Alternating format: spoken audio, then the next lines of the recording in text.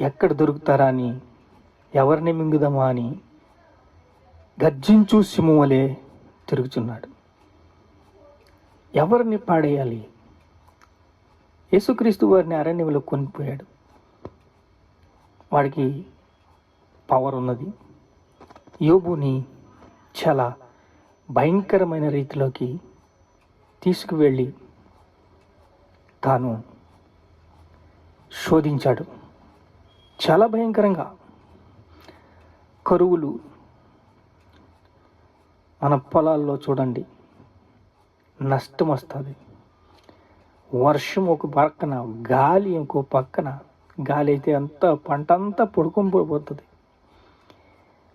వర్షం వచ్చి మొత్తం మునిగిపోతుంది. పల్ల ప్రాంతాల్లో పొలాలు ఉంటే వాళ్ళు చెప్పవలసిన అవసరం లేదు. ఇంకా నా వారే నన్ను నిందిస్తున్నారు. ఇదంతా నష్టం. అప్పులు, కరువులు, ఆకలి మంటలు. ఈ టైంలో దేవుడు